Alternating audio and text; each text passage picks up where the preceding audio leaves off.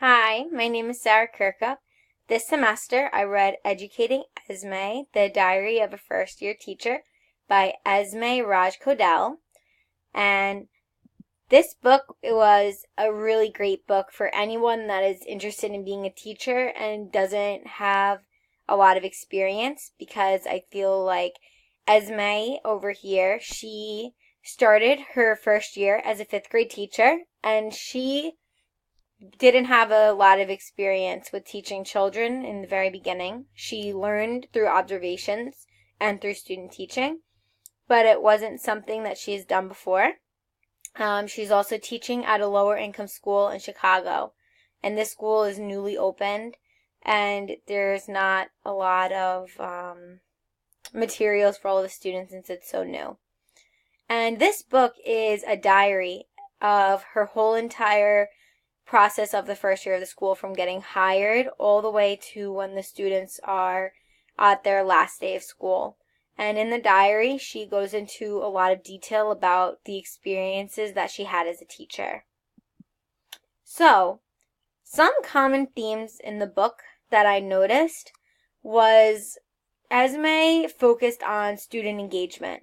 So she really tried getting the students interested in the classroom, and she really wanted them to have fun and enjoy going to school in an educative way. So Esme did a lot of after-school activities with the students to get them motivated.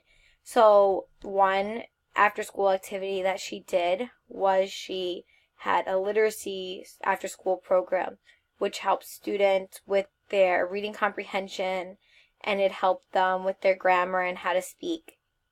She also received a grant to have a storytelling club.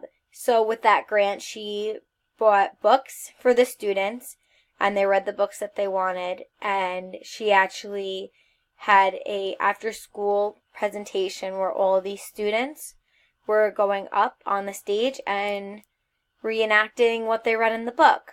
And then also one thing that she did was she wrote to an American Doll author of a book, and she asked if she would come to the school, and she did.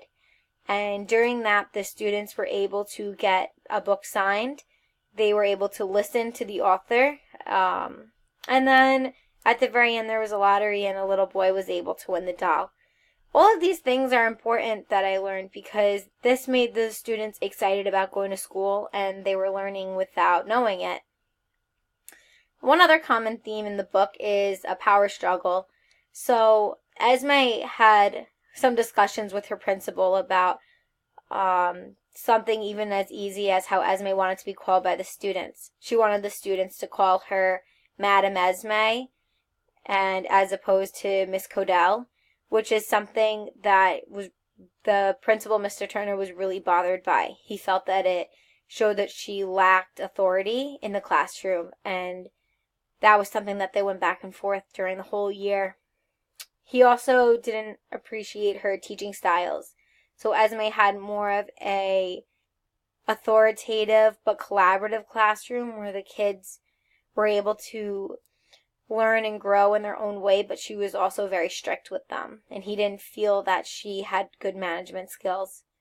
And also, as I mentioned before, even though she did do a lot of after-school activities, the principal didn't think that she was doing enough. So to kind of play on that, I felt that another theme in the book was a lack of support. So the lack of support was from Esme and the teachers. So when Esme was having these issues, the teachers did not fully back her up, and they felt that she was causing more problems that didn't need to be addressed, especially with her name. And I also noticed that there was a lack of support with parents not supporting their children. There was a lot of issues with some of the parents. Some of them were not involved in their homework, and there was also some that were involved in gang activity, and they were not interested in helping their children, or the children saw some of the violence that was going on at home, and they brought it into the classroom. Another theme in the book that I noticed was classroom management. I felt that Esme used a lot of tactics to show control of the classroom. What she would do is she would put her thumb up And right when she put her thumb up, all the kids stopped talking. They dropped whatever they're doing and they started listening to the teacher. That is something that I think is a really great tool because you're not yelling at the children and you're just trying to get them to pay attention. She also wanted to have fun in the classroom, but she would discipline them when they would do something wrong. So an example of this is a student stole from the classroom library that Madame Esme paid for herself. And instead of just trying to figure out who it was, she took all the books away until someone admitted to doing it and brought back the book. And that kind of ricocheted into a lesson of not stealing and why it's good to be honest. So I noticed that Madame Esme does a lot of culturally responsive teaching in the classroom, and that is something that I really want to do when I have my own classroom. So culturally responsive teaching brings culture into the classroom, and it makes the children feel accepted and excited about their culture, and they want to share with it with everybody. So Esme did this by accepting one of her students' cultures. A student brought in a sari, which is a Indian headdress for women, and it has lots of bright colors, and it goes all the way up down to your legs. And she had the students help her put it on, and she wore it for the whole day. So a parent called later on and thanked her and said that now she's excited about wearing hers to school because now she feels that it's something that's accepted. And that was a really good move on her part, because I think now she's going to feel that she shouldn't be ashamed of her culture, even though it's not always the same here. Everyone should be able to wear whatever they want to school. And another one is that she had a winter play for all of the students, and it was definitely a culture approved play that talked a little bit about songs from different countries, and they had a good time with that too. Okay, another thing that was focused was improving literacy. So a lot of Madame Esme's students struggled with reading. So I want to point out that she's very interested in reading. She wants to be hopefully a school librarian one day. So reading for the students is very important to her. So she tried to improve their reading skills by having 20-minute free reading and journal time a day. So the students would read something that they wanted, or they could write in their journal something about what happened to them for the day. She also had the children get into groups and had them discuss what they read. This way they can verbally communicate what they read and use reading comprehension to kind of explain what they learned, what the main point of the story was, and if they had any confusion that the students could help them with. She also noticed that a lot of them struggled with phonetics.